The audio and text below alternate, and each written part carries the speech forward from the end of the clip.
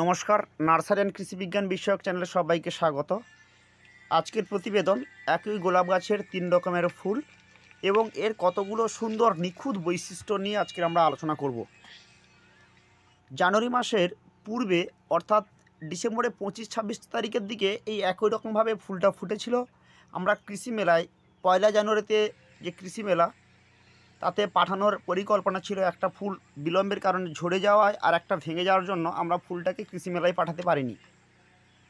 এরপরে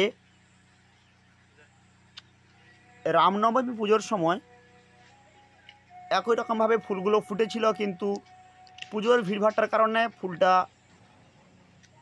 কেউ ছিঁড়ে নেয়, যার ফলে ওই তিনটেই ফুল ছিল, কিন্তু আমরা প্রতিবেদন করতে পারিনি। এটা দ্বিতীয় প্রতিবেদন, কিন্তু গাছে ফুল ফুটলো 3 বার।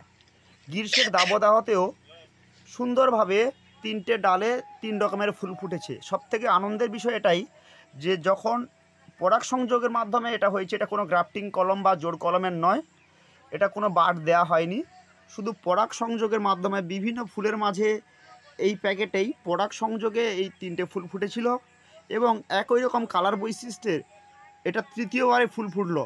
এবং আনন্দের বিষয় এটা যে একই সঙ্গে 3টে ফুল ফোটা, এটা 3 নম্বর ফুটেছে এবং এত গ্রীষ্মের দাবদাহতেও ফুলটা ফুটেছে। তার মানে জেনেটিক দিকটা এত স্বয়ংক্রিয় হয়েছে, এই গ্রীষ্মের দাবদাহতেও এই ছোট ছোট ডালগুলোতে একই রকমভাবে একই সঙ্গে 3টে ফুল ফুটেছে।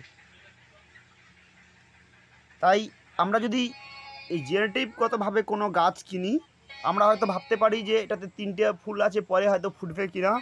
আমি প্রমাণিত এই প্রতিবেদনটা করলাম যে না, জেনেটিকগত কারণে যদি কোনো ডালে 3টে ডালে 3 রকম ফুল ফোটে এবং সেটা পরে ফুটতে পারে, তবে এটা হয়তো বিলম্ব হতে পারে বা এটা হয়তো দেরি হতে পারে, একটা ফুল আগে পিছিয়ে ফুটতে পারে, কিন্তু কালার বৈশিষ্ট্যগুলো এটা কিন্তু বারবার জাগরিত হবে।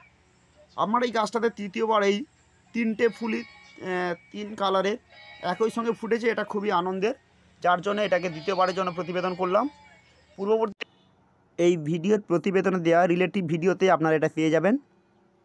ভিডিওটি ভালো লাগলে অবশ্যই লাইক, কমেন্ট ও শেয়ারের পাশাপাশি চ্যানেলটাকে সাবস্ক্রাইব করুন। নিত্য নতুন নার্সারি অ্যান্ড কৃষি বিজ্ঞানের প্রতিবেদনের জন্য আমাদের এই পরিবারের সঙ্গে জুড়ে থাকুন। ধন্যবাদ।